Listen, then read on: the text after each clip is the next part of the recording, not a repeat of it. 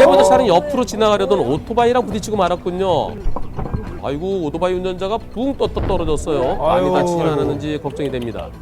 다행히 거의 다치지 않았다고 하더라고요.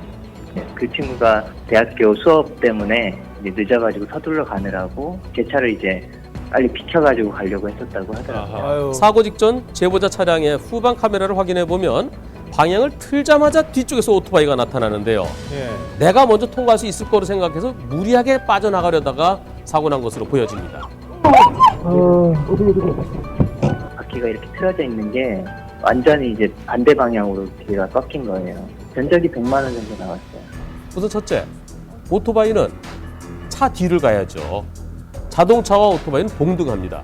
공간이 도저히 없는데 거기를 비집고 들어가려고 했던 오토바이의 100% 잘못입니다.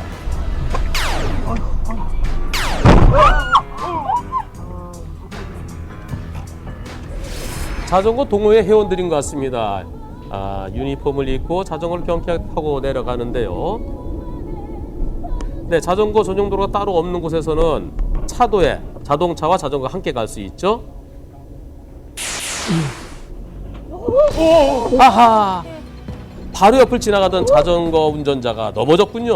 아하.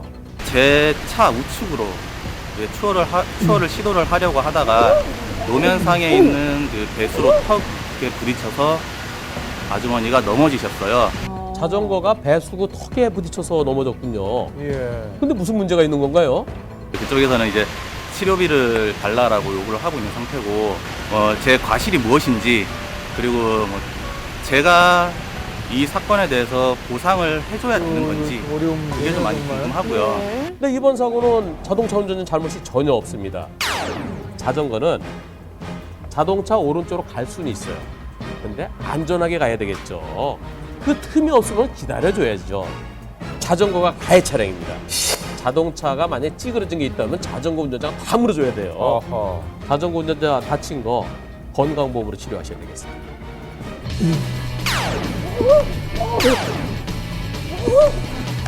이게 예측을 할 수가 없으니까요. 소주 한 3잔? 근데 그날 이상하게 많이 취하더라고요. 그래서 저 나름대로 대리는 부르기 싫고, 그래서 많이 차 안에 있다가 온다고 봤거든요. 1시간 넘게.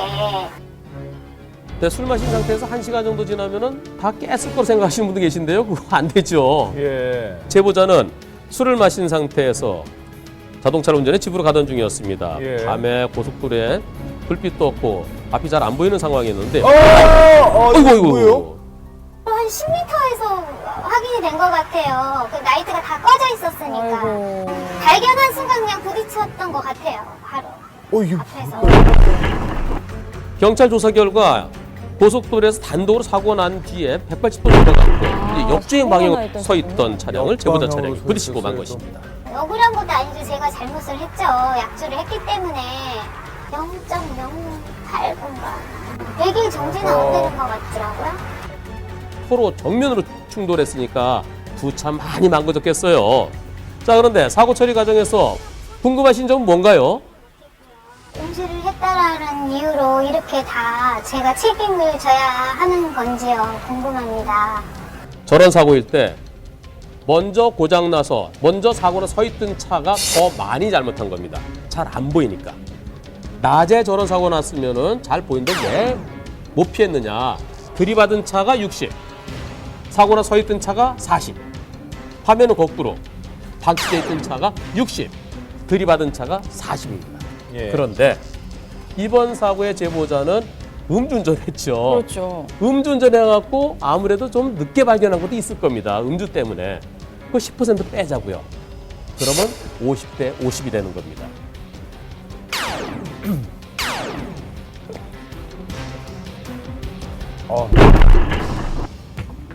근데 음주했다는 사실, 음주가 걸릴 것이 음주에 대한 처벌이 두려워서 그냥 가버리는 바람에 내가 뺑소니로 무겁게 처벌되는 경우도 있습니다. 예. 야간에 일어나는 뺑소니 상당 숫자가 음주 때문입니다. 예. 음주운전 절대 하지 마십시오.